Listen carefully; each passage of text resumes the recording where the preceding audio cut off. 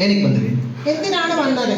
ದೇವರನ್ನು ಸ್ತುತಿಸುವುದು, ದೇವರನ್ನು ಸ್ತುತಿಸೋದಕ್ಕೆ ಬಂದಿದ್ದೀವಿ. യഹോവയെ സ്തുതിക്കുവാൻ വേണ്ടി കടന്നു വന്നവരാണ് ಅಲ್ವಾ? ಇವತ್ತು ಅಂಕಲ್ ಅದೇ ಹೇಳಿದರು ಅಲ್ವಾ? പാസ്റ്റർ തന്നെയാണ് പറഞ്ഞത്. ಏನಂತ ಹೇಳಿದ್ದಾರೆ? എന്താണ് പറഞ്ഞത്? ದೇವರ ಮಂದಿರದಲ್ಲಿ ಏನ್ ಮಾಡಬೇಕು? ಸ್ತುತಿಸುವುದಕ್ಕೆ ಬಂದಿದ್ದೀವಿ. ദൈവത്തിന്റെ മന്ദിരത്തിൽ, വിശുദ്ധ മന്ദിരം എന്ത് ചെയ്യണം? ಸ್ತುತಿಸಬೇಕು, ദൈവത്തെ സ്തുതിക്കണം.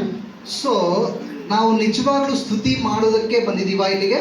നമ്മള് സത്യമായിട്ടും ദൈവത്തിനെ സ്തുതിക്കുവാൻ വേണ്ടി മാത്രം വന്നതാണോ? ಇಲ್ಲಾಂದ್ರೆ ನಾವು ಜಸ್ಟ್ ಕೇವಲಕ್ಕೆ ನಾಮಕವಸ್ತೆ ಅಂತಾರಲ್ವಾ, ನಾಮಕವಸ್ತೆ ಆರಾಧನೆ ಮಾಡಕ್ಕೆ ಬಂದಿದ್ದೀವಾ? ನಾವು മറ്റുള്ളവരെ പോലെ, ക്രിസ്ത്യാനികളെ പോലെ വെറുതെ സ്തുതിക്കാൻ വേണ്ടി വന്നവരാണോ? ಸೊ ನಾನೊಂದು ಕರೆಕ್ಟ್ ಆಗಿ ನೀವು ಪ್ರಶ್ನೆ ಮಾಡ್ಕೋಬೇಕು. ಏನಂತ ಪ್ರಶ್ನೆ ಮಾಡಬೇಕು? ഞാൻ നിങ്ങളോട് ഒരു ചോദ്യം ചെയ്യുന്നു. എന്ത് ചോദ്യം ചെയ്യണം? ದೇವರು ನಮ್ಮನ್ನು ಇಷ್ಟು ದಿವಸ ಕಾಚಿ ಕಾಪಾಡಿ, ദൈവം നമ്മളെ ഇതുവരെയും കാത് നടത്തിയത്, ನಮ್ಮನ್ನು ಮಂದಿರಕ್ಕೆ ತರಿಸಿದಾನಂದ್ರೆ ಅರ್ಥ നമ്മളെ ദൈവ മന്ദിരത്തിലേക്ക് കൊണ്ടുവന്നിരിക്കുന്നെന്ന് പറഞ്ഞാൽ ದೇವರು ನಮ್ಮನ್ನು ಕಾಪಾಡ್ತಿದ್ದಾನಂತ ಅರ್ಥ ಇದೆ. ദൈവം നമ്മളെ കാത് നടത്തുകയാണെന്നാണ് അതിനർത്ഥം. ಸೊ ನಿನ್ನ ದಿವಸ ನಾವು ನೋಡಿದಾಗ, ഇന്നലെ നോക്കിയപ്പോൾ ಎಷ್ಟೋ ಅನಾಹುತಗಳಾಗಿದ್ದಾವೆ, എത്രയോ അപകടങ്ങൾ നടന്നിട്ടുണ്ട്, ಎಷ್ಟೋ ಜನ ತೀರ್ಕೊಂಡಿದ್ದಾರೆ, എത്രയോ ജനം ലോകം വിട്ടുപോയിട്ടുണ്ട്, ಎಷ್ಟೋ ಜನ ಆಕ್ಸಿಡೆಂಟ್ ಅಲ್ಲಿ ಹಾಸ್ಪಿಟಲ್ ಅಡ್ಮಿಟ್ ಆಗಿದ್ದಾರೆ, എത്രയോ പേര് ആക്സിഡന്റ് ഒക്കെയായി ഹോസ്പിറ്റലുണ്ട്. ಸೊ ಅದೆಲ್ಲ ನಮಗೆ ಏನು ತಾಕದಂಗೆ, ഇതെല്ലാം ഉണ്ടായിട്ട് നമുക്ക് എന്നും ഭവിക്കാതെ ನಮ್ಮ ದೇವರು ಕಾಚಿ ಕಾಪಾಡಿ ನಮ್ಮನ್ನ ಏನ್ ಮಾಡಿದ್ದಾನೆ? ദൈവം നമ്മളെ കാത്തു പരിപാലിച്ച് ನಮ್ಮನ್ನು ಮಂದಿರಕ್ಕೆ ತರಿಸಿದ್ದಾನೆ, നമ്മളെ ದೇವಾಲಯത്തിലേക്ക് കൊണ്ടുവന്നിട്ടുണ്ട്. ಸೊ ನಾವು ಹೆಂಗೆ ಇದೀವೋ ಅದೇ ರೀತಿಯಲ್ಲಿ ನಮ್ಮ ಬೈಬಲ್ ಅಲ್ಲೂ ಬೇಜಾನ್ ಜನ ಇದ್ದಾರೆ. നമ്മൾ എങ്ങനെയുണ്ടോ അതേപോലെ തന്നെ ദൈവ സത്യ ബൈബിളിൽ ಕೂಡ അനേകരുണ്ട്. ಸೊ ನಮ್ಮನ್ನ ಎಕ್ಸಾಂಪಲ್ ಆಗಿ ನಾನು ತೋರಿಸ್ತೀನಿ ಒಬ್ಬ. അതിന് ഉദാഹരണമായി ഒരു വ്യക്തിയെ ഞാൻ എടുത്തു പറയാം. ನೋಡಿ ಮತ್ತಾಯಿ ಶುಭವಾರ್ತೆ ನೋಡಿ, മത്തായി എഴുതിയ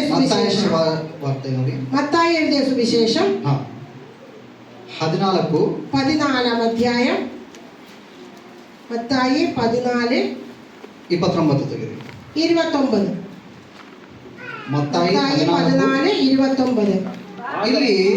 ಇಲ್ಲಿ ಒಬ್ಬ ವ್ಯಕ್ತಿನ ಮನುಷ್ಯನ ನಾವು ನೋಡಿದ್ದೀವಿ. ഇവിടെ ഒരു മനുഷ്യനെ നമുക്ക് കാണാം. ಸೊ ಈ ವ್ಯಕ್ತಿ ಜೊತೆ ಯಾರಿದ್ದಾರೆ ಗೊತ್ತಾ? ഈ മനുഷ്യനോട് കൂടെ ആരുണ്ട് അറിയാമോ? ದೇವರಿದ್ದಾರೆ, ദൈവമുണ്ട് ಅಲ್ವಾ? ಈ ವ್ಯಕ್ತಿ ಜೊತೆ ದೇವರಿದ್ದಾರೆ. ನೋಡಿ ಓದಿ ಒಂದ್ಸರಿ, ഒരു പ്രാവശ്യം ವಾയിക്കാം. ಆಗ ಪೇತ್ರನು, ಯಾರಿದ್ದಾರಂತೆ? ಆಗ ಪೇತ್ರನು അപ്പോൾ പത്രോസ് ಯೇಸುವಿನ ಬಳಿಗೆ യേശുവിന്റെ അടുക്കൽ ಹೋಗುವುದಕ್ಕೆ ದೋಣಿಯಿಂದ ಇಳಿದು ನೀರಿನ ಮೇಲೆ ನಡೆದನು. ಇದಕ್ಕಿಂತ ಹಿಂದೆ ಈ ವಚನ ಓದಿರಲ್ವಾ? ಅದಕ್ಕಿಂತ ಒಂದು ವಚನ ಹಿಂದೆ ಓದಿ. 28 ವಾಕ್ಯ ಕೂಡ ವಾಯಿക്കാം. ಅದಕ್ಕೆ ಪೇತ್ರನು ಸ್ವಾಮಿ ನೀನೇ ಆದರೆ ನನಗೆ ನೀರಿನ ಮೇಲೆ ನಡೆದು ನಿನ್ನ ಬಳಿಗೆ ಬರುವುದಕ್ಕೆ ಅರ್ಪಣೆ ಕೊಡು ಅನ್ನಲು ಆತನು ಬಾ ಅಂದನು. അതിന് പത്രോസ്, കർത്താവേ, നീ ആകുന്നുവെങ്കിൽ ഞാൻ വെള്ളത്തിന്മേൽ നിന്റെ അടുക്കൽ വരേണ്ടതിന് കൽപ്പിക്കണം എന്ന് പറഞ്ഞു. ಸೊ ಇಲ್ಲಿ ನಾವು ನೋಡಿದಾಗ ಒಂದು ಕಾಂಬಿನೇಷನ್ ನಡೀತಾ ಇದೆ. ಯಾರಿಗೆ? ಒಂದು ಪೇತ್ರನಿಗೆ ಮತ್ತೆ ದೇವರಿಗೆ. പത്രോസിനും ദൈവത്തിനും ഇടയിലെ ഒരു സംസർഗം നടക്കുന്നുണ്ട്. ಸೊ ನಾವು ಇವತ್ತು ಖಚಿತವಾಗಿ ಪೇತ್ರ ತರ ಇರಬಹುದು. ಅದು ನೆಕ್ಸ್ಟ್ ಓದಿ ನೋಡೋಣ. അടുത്ത വാക്യം വായിക്കാം.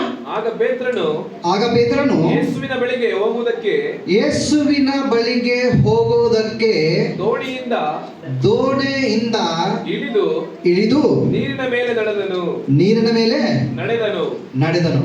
പത്രോസ് പടകിൽ നിന്ന് ഇറങ്ങി യേശുവിന്റെ അടുക്കൽ ചെല്ലുവാൻ വെള്ളത്തിന്മേൽ നടന്നു.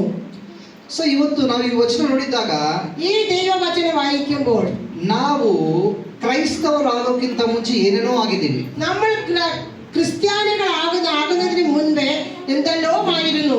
ಸೊ ಅದೆಲ್ಲಾನು ದೇವರು ಏನ್ ಮಾಡಿದಾನೆ? ನಮ್ಮನ್ನ ಬಾ ಅಂತ ಹೇಳ್ಬಿಟ್ಟು ದೇವರ ಜೊತೆ ನಮ್ಮನ್ನ ಸೇರಿಸ್ಕೊಂಡಿದ್ದಾರೆ. ഇതൊക്കെയും വിട്ട് നിങ്ങൾ പിന്നെ ദൈവത്തിന്റെ അടുക്കൽ വന്ന് ദൈവത്തോടു കൂടി ഇരിക്കണമെന്ന് നമ്മളെ അടുത്ത് ചേർത്ത് വെച്ചു. ಸೇರಿಸ್ಕೊಂಡಿದ ಮೇಲೆ ನಾವು ಹೆಂಗಿದೀವಿ? ദൈവത്തോട് കൂടെ ഇരുന്നപ്പോൾ നമ്മൾ എങ്ങനെയുണ്ട്? ನೆಕ್ಸ್ಟ್ ಓದಿ. ನೆಕ್ಸ್ಟ್ 29 తర్వాత 29 ಆದ್ಮೇಲೆ 30ನೇ ವಾಕ್ಯ. 30 ವಾಕ್ಯ. ಆದರೆ ಗಾಳಿಯನ್ನು ನೋಡಿ ಆದರೆ ಗಾಳಿಯನ್ನು ಯಾರು ನೋಡಿದ್ದಾರೆ? ಯಾರು ನೋಡಿದ್ದಾರೆ ಗಾಳಿಯನ್ನು? ಪೇತರು ಗಾಳಿಯನ್ನು ನೋಡಿ ಭಯಪಟ್ಟು ಮುನುಗುತ್ತಾ ಸ್ವಾಮಿಯೇ ನನ್ನನ್ನು ಕಾಪಾಡು ಎಂದು കൂകിക്കൊണ്ടನು. നെക്സ്റ്റ് തമിഴ്. എന്നാൽ അവൻ കാറ്റ് കണ്ട് പേടിച്ച് മുങ്ങി തുടങ്ങുകയാൽ കർത്താവേ എന്നെ രക്ഷിക്കണമേ എന്ന് നിലവിളിച്ചു. ನೆನಪಿಟ್ಟುಕೋಬೇಕು, ಇಲ್ಲಿ ಪೇತರು ದೇವರ ಹತ್ರ ಸಂಭಾಷಣೆ ಮಾಡೋ ಟೈಮಲ್ಲಿ ಆರಾಮಾಗಿ ನೀರಿನ ಮೇಲೆ ನಿಂತಿರೋ ಮನುಷ್ಯ. ಯಾವಾಗ ಪೇತರು ಗಾಳಿಯನ್ನ ಮತ್ತೆ ಯಾವ್ದು ನೋಡಿದಂದ್ರೆ ಗಾಳಿ ನೋಡಿದ ಮೇಲೆ ಏನಾಯ್ತು? ಭಯ ಬಂತು. ನೆನಪಿಟ್ಟುಕೋಬೇಕು, ನಾವು ಆರಾಧನೆಗೆ ಬಂದಾಗ ನಾವು ಹೆಂಗಿರ್ಬೇಕು ಗೊತ್ತಾ? നമ്മൾ ആരാധനയ്ക്ക് വരുമ്പോൾ നമ്മൾ എങ്ങനെ ഉണ്ടായിരിക്കണം? ಹೆಂಗಿರ್ಬೇಕು ಗೊತ್ತಾ? എങ്ങനെ ഇരിക്കണം? ನಾವು ನಮ್ಮ ಫೋಕಸ್ ಎಲ್ಲ ದೇವರ ಮೇಲೆ നമ്മുടെ മനസ്സെല്ലാം ഇപ്പോൾ ನಾವು ದೈವത്തിൽ ಸಮರ್ಪಿക്കണം. ಒಂದು ವೇಳೆ ನೀವು ದೇವರ ಮೇಲೆ ಇಡದಾಗ ನಾನು ಆರಾಧನೆಗೆ ಬಂದಿದೆ ಅಂತ ಅನ್ಕೊಳ್ಳೋದು ತಿಳ್ಕೊಂಡು ಏನಾಗುತ್ತೆ ಗೊತ್ತಾ? നമ്മുടെ മനസ്സ് ദൈവത്തിൽ അടുപ്പിക്കാതെ ആരാധനയ്ക്ക് വന്നാൽ എന്ത് സംഭവിക്കും? ಏನಾಗುತ್ತೆ? എന്ത് സംഭവിക്കും? ಏನಾದ ಪೇತರ? പത്രോസ് എന്തുവായി? ಏನಾದ? പത്രോസ് ಏನಾಯ್ತಂತೆ? പത്രോസിന് എന്ത് ഭവിച്ചു? ಯಾವಾಗ ನಮ್ಮ ದೃಷ್ಟಿ ಗಾಳಿ ಮೇಲೆ ನೀರಿನ ಮೇಲೆ ಹೋಯ್ತು, നമ്മുടെ നോട്ടം ആ കാറ്റിന്റെ മേലെ നീരിന്റെ മേലെ വെള്ളത്തിന് മേലെ പോയപ്പോ ಓಡಿದ್ದಾಗ ಪತ್ರೋಸ್ ಏನಾದ? പത്രോസിന് എന്ത് പറ്റി? ನೀರೊಳಗೆ ಹೋದ. ആ മുങ്ങുമാറായി. ನೆನಪಿಟ್ಟುಕೋಬೇಕು, ನಮ್ಮ ಜೀವನದಲ್ಲಿ ನಾವು ಆರಾಧನೆಗೆ ಬಂದಾಗ ಫುಲ್ ಆಗಿ ಬರ್ಬೇಕಂದ್ರೆ ಏನು? നിങ്ങളുടെ എപ്പോഴും ഓർമ്മയിൽ ഉണ്ടാകണം, ആരാധനയ്ക്ക് വന്നാൽ നിങ്ങളുടെ മനസ്സ് എപ്പോഴും ಹೆಂಗಿರ್ಬೇಕು? എങ്ങനെ ഉണ്ടായിരിക്കണം? ನಿಮ್ಮ ಕೆಲಸಗಳೆಲ್ಲ ಆಚೆ ಇಟ್ಕೊಂಡ್ ಬರ್ಬೇಕು. നിങ്ങളിലുള്ള എല്ലാ ജോലിയും പുറത്തിട്ടിട്ട് ಒಂದೊಂದ್ಸಾರಿ ನಾನು ಯೋಚನೆ ಮಾಡ್ತೀನಿ, ನಾನು ಮಾಡೋ ಕೆಲಸದಲ್ಲಿ ನಾನು ಯಾವಾಗ ಭಾನುವಾರ ಚರ್ಚಿಗೆ ಬರ್ಬೇಕಂದ್ರೆ ಅವಾಗ ಏನೋ ಒಂದು ಆಗುತ್ತೆ, ನಾನು ಖಚಿತವಾಗಿ ಫೋನ್ ಮಾತಾಡಲೇ ಬೇಕಾಗುತ್ತೆ. ഓരോരോ പ്രാവശ്യം ഞാൻ ജോലിയെല്ലാം വിട്ട് ആലയത്തിലേക്ക് വരുമ്പോൾ പലപ്പോഴും ആ ജോലിയുടെ മേലാണ് എൻ്റെ ചിന്തകളൊക്കെയും. ನಾನು ಮನೆಯಿಂದ ಬರೋ ಟೈಮಲ್ಲಿ ನಾನು ಪ್ರಾರ್ಥನೆ ಮಾಡ್ಕೊಂಡ್ಬಿಡ್ತೀನಿ. ಏನಂತ ಮಾಡ್ಕೊಂಡ್ಬಿಡ್ತೀನಿ ಅಂದ್ರೆ, ದೇವ ನಾನು ಚರ್ಚಲ್ಲಿ ಇದ್ದಾಗ ನನಗೆ ಎಂತ ಡಿಸ್ಟರ್ಬೆನ್ಸ್ ಆಗದಂಗೆ ನೀನು ನೋಡು ಅಂತ ഞാൻ വീട്ടിൽ നിന്ന് വരുമ്പോൾ ഞാൻ പ്രാർത്ഥിച്ചിട്ടാണ് വരുന്നത്. ദൈവമേ, ഞാൻ ആരാധനയ്ക്ക് വരുമ്പോൾ എനിക്ക് വേണ്ടാത്ത ജോലിപരമായ യാതൊരു കാര്യങ്ങളും എൻ്റെ മുന്നിൽ വരാൻ പാടില്ല എന്ന് പ്രാർത്ഥിച്ചു വരാറുണ്ട്. ಸೊ ಯಾರು ಆ ತರ ಹಾಫ್ ಮೈಂಡ್ ಆಗಿ ಹಾಫ್ ಹಾರ್ಟ್ ಆಗಿ ಬರ್ತಾರೋ ನೆನಪಿಟ್ಕೋಬೇಕು. ಅವ್ರು ಪೇತರು ಹೆಂಗೆ ನೀರಲ್ಲಿ ಹೋದನೋ ನಾವು ಹಂಗೆ ಎಲ್ಲೋ ಒಂದು ಕಡೆ ಬಿದ್ದೋಗ್ತೀವಿ. അതുകൊണ്ട് എല്ലാവരും നിങ്ങളുടെ ഓർമ്മയിൽ വെക്കണം, നമ്മള് പകുതി ചിന്തയോടുകൂടി ഇവിടെ കടന്നു വന്നാൽ നമ്മുടെ ചിന്ത ആരാധനയുള്ളിൽ നമുക്ക് ഇരിക്കുവാൻ കഴിയുകയില്ല. ದೇವರು ನಮಗೆ ಬೈಬಲ್ ಅಲ್ಲಿ ಪೂರ ಏನ್ ಹೇಳ್ತಾರೆ ಗೊತ್ತಾ? ദൈവം ബൈബിളിൽ പൂർണ്ണമായി എന്ത് നമ്മളെ പഠിപ്പിക്കുന്നു?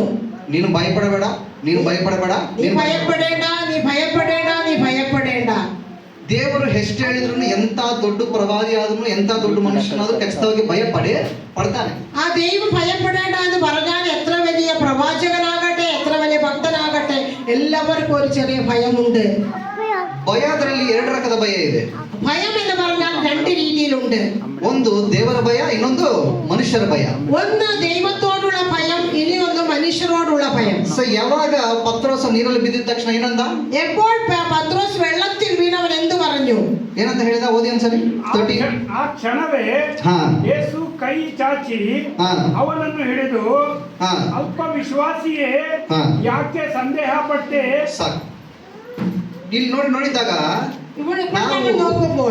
ಇಲ್ಲಿ ನಾವು ನೋಡಿದಾಗ ಒಂದು ನಮಗೆ ಭಯ ಬರುತ್ತೆ ಅಂತ ಕಾರಣ ಏನು ಗೊತ್ತಾ? ನಮಗೆ ಭಯ ಬರುವಾನ್ ಕಾರಣ ಎಂದಾണ്?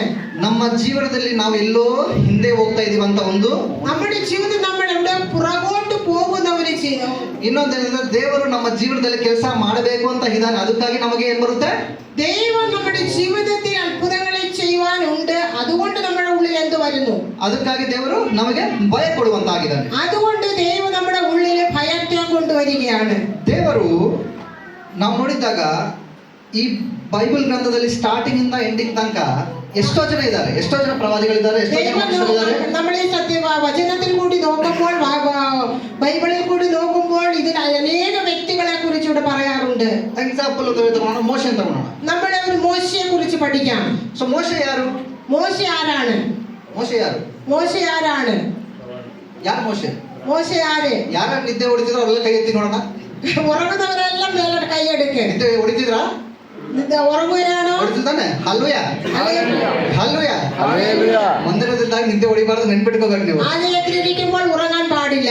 ಯಾಕಂದ್ರೆ ರಾತ್ರಿ ನಿದ್ದೆ ಮಾಡಿ ಬಂದಿರ್ತೀರಲ್ವಾ? വീട്ടിൽ നിങ്ങൾ ഉറങ്ങിയിട്ടാണല്ലോ വരുന്നത്. ಬಂದಿರ್ತೀರಾ ಇಲ್ಲಾಂದ್ರೆ ಜಾಗಿನವರು ಬಂದಿರ್ತೀರಾ? നിങ്ങൾ ഉറങ്ങാതെ രാത്രിയിൽ ഇരുന്ന് വരികയാണോ? ಅಲ್ವಾ? ಸೊ ಮಂದಿರದಲ್ಲಿ ನಾವು ആലയത്തിൽ ಸಾತಾನು ನಿದ್ರೆ ಮಾಡೋ ತರ ಮಾಡ್ತಾನೆ. ആ പിശാച് നമ്മളെ ഉറക്കുവാൻ ശ്രമിക്കും. ಅದ್ರ ಕೆಲಸನೇ ಏನು? അവന്റെ ജോലി എന്താണ്? ನಾವು ಎಷ್ಟು ಸ್ಟ್ರೇಟ್ ಹೋದ್ರೂ ಅದನ್ನ ಡಿಸ್ಟರ್ಬ್ ಮಾಡಕ್ಕೆ ನೋಡುತ್ತೆ. നമ്മൾ എത്ര ಒಳ್ಳೆ നല്ല രീതിയിൽ പോയാലും അവനത് കെടുക്കുവാൻ നോക്കും. ಅವ್ವ ಇದೆ, ಆದಾಮ ಅವ್ವ ಇದ್ದಾರೆ. ಆದಾಮ ಅವ್ವದಲ್ಲಿ ಅವ್ವಾಯ ಆದಾಮು ಇದ್ದ ಅವರ ಜೀವಿതത്തില് ಅವರಿಬ್ಬರು ಆರಾಮಾಗಿ ಖುಷಿಯಾಗಿದ್ರು. അവർ രണ്ടുപേരും സന്തോഷത്തോടുണ്ടായിരുന്നു. ಸಾತಾನ್ ಯಾವಾಗ ಬಂತ ಏನಾಯ್ತಲ್ಲಿ? പിശാച് വന്നപ്പോൾ അവിടെ എന്തുണ്ടായി? ಏನಾಯ್ತು? എന്തുണ്ടായി? ಅವರಿಗೆ ಪಾಪನೋ ಟ್ಯಾಗ್ ಬಂತು. ಅವರಿಗೆ ಪಾಪം എന്താണെന്ന് കുറിച്ച് അവൻ മനസ്സിലാക്കി. ಸೊ ಆ ತರ ನೆನಪಿಟ್ಕೋಬೇಕು, ಸಾತಾನ್ ಒಂದು ಕೆಲಸ ನಮ್ಮನ್ನ ಹಾಳು ಮಾಡೋ ಕೆಲಸ.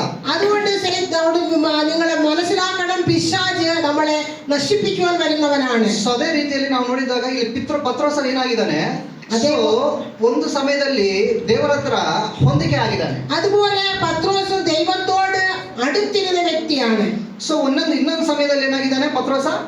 ಆತನು ದೇವರನ್ನು ಮರೆತು ಬಿಟ್ಟು ಏನಾಗಿದ್ದಾನೆ? ಕೆಳಗಡೆ ಹೋಗ್ಬಿಟ್ಟಿದ್ದಾನೆ. ಇನ್ನೊಂದು നോക്കുമ്പോൾ പത്രോസ് ദൈവത്തെ മറന്ന് പിന്തിരിഞ്ഞു പോയവനുമാണ്. ಆತನು ದೇವರನ್ನು ಮರೆಯುವುದಕ್ಕೆ ಒಂದು ಕಾರಣ ಇದೆ. ಏನು ಇಲ್ಲಿ ದೃಷ್ಟಿಯಲ್ಲಿ ಹೋಯ್ತಂತೆ?